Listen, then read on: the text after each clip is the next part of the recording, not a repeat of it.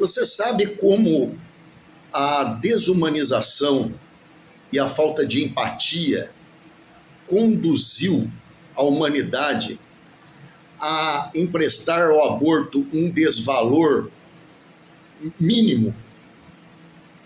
Eu fiz uma colinha temática aqui para a gente andar por vários temas que vão desembocar em conjunto, no conjunto cultural dessa situação. Então vamos começar por uma fábula. Tem uma fábula que é contada sobre um rei muito poderoso, e esse rei mandava fazer sacrifícios de cordeirinhos para os deuses, e todo dia tinha os sacrifícios e tal. Um dia, esse rei, ele estava na janela do palácio dele e passou um sacerdote levando um cordeirinho bonitinho, branquinho, para ser sacrificado. Ele viu aquilo e indagou, né? Falou: o que é aquilo ali? Falou: é um cordeirinho que vai ser sacrificado lá agora. Ele falou: não, pode parar, manda parar, eu não quero que sacrifique esse cordeiro. Aí o pessoal parou, na ordem do rei, né? Mas aí um dos assessores dele lá veio, ficou curioso, né? E perguntou para ele. Falou assim: por que? Eu não estou entendendo, porque sempre tem sacrifício de cordeiro lá e o senhor não liga. Por que agora o senhor falou para não sacrificar esse cordeiro? Ele falou assim: é porque esse eu vi. Tem um ditado que diz, né, popular: o que os olhos não veem, o coração não sente, não é? Então a invisibilidade do outro nos torna estéreis em relação à empatia. Segundo tópico, a ciência nos prova isso. Tem um experimento que ficou muito famoso, um experimento Milgram. Então esse Milgram, ele fez o seguinte experimento: ele colocava pessoas, pagava lá as pessoas, falava assim: olha, você vai ficar nessa sala aqui, tem uma pessoa na outra sala, ela está ligada a fios elétricos, e toda vez que você apertar esse botão aqui, um botão, não é? Ela vai levar um choque. Cada vez que você apertar, ela vai levar um choque maior. Mas você escolhe se você continua apertando ou não. A cada apertado que você der, você ganha $10. Então tá bom. Então no início, a pessoa apertava o botão, vendo do outro lado da sala, através de um vidro, a pessoa se contorcendo lá. Então alguns nem sequer, quando viam a pessoa lá com os fios, nem sequer apertavam o botão. Outros apertavam no choque mais leve, mas quando viam que o choque ia ficando mais forte, paravam, não é? Depois ele pegava essas mesmas pessoas e conduzia de tal modo que a pessoa não via a outra do outro lado, apenas ouvia os gritos.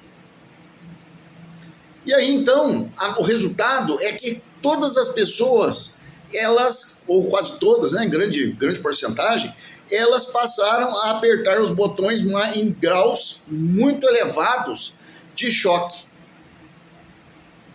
A mesma história do carneirinho, que veio de uma fábula, de uma área do saber, de uma área da cultura, a ciência está demonstrando. É um experimento chamado experimento Milgram. Aquilo que você não vê, não te toca, né? Então, fábula, ciência, agora história, um pouquinho de história. Genocídios. Qual é o primeiro passo para chegar a um genocídio de tal forma que a população que está envolta no genocídio, aquela que vai praticar, ela não sinta uma aversão àquela situação? A primeira coisa, a primeira medida é a desumanização do outro. Então, você passa a chamar o outro de inseto, de barata, de coisa, de vírus, de infecção. Você vai chamar as pessoas dessa forma. você vai inculcar uma impressão de que não são iguais a você.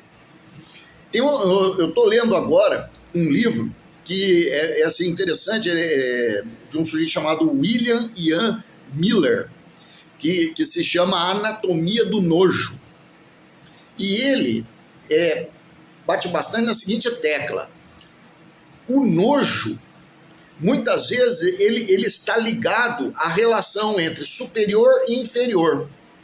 Então, uma coisa considerada inferior, muito inferior, que pode te conspurcar, que pode te tornar impuro, ela tende a causar o sentimento de nojo. Veja, não é à toa que os nazistas, por exemplo, eles chamavam os judeus de insetos. Eles chamavam os judeus de baratas, de coisas que causam a aversão, que causam o nojo. E isso gera também, ao mesmo tempo, então, uma relação de superioridade e inferioridade, em que o inferior pode ser eliminado, descartado, para evitar a contaminação. Então, historicamente isso acontece. E no aborto, o que acontece? No aborto eu chamo o produto da concepção, aliás, em vez de chamar de feto, em vez de chamar de embrião, em vez de chamar de bebê, em vez de chamar de criança, em vez de chamar de vida humana, eu chamo de quê? Produto da concepção, então agora está meio neutro, né? Ou melhor ainda, aglomerado de células.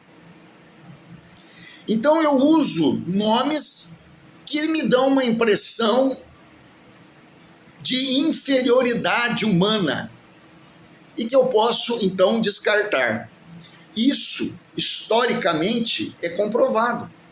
E um dos maiores genocídios que nós temos é o do aborto. Vejam os números, né?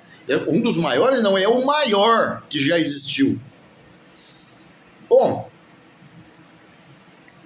tudo isso é comprovado por uma experiência real de um médico. Tem um médico um médico americano, né? Ele foi chamado de o rei do aborto, o Dr. Bernard Nathanson, né? Bernard Nathanson. Ele é chamado rei do aborto, ele fez mais de 60 mil abortos nos Estados Unidos, mas isso era antes de ter ultrassom. Na década de 70, com o surgimento do ultrassom, ele pela primeira vez praticou um aborto vendo o que ele estava fazendo, vendo a criança, produto da concepção, não é aglomerado de células, a criança se remexendo, tentando sobreviver, tentando fugir e morrendo. Quando ele viu isso, ele se tocou. Ele se transformou num dos maiores ativistas pró-vida que o mundo já viu. Nunca mais praticou um aborto.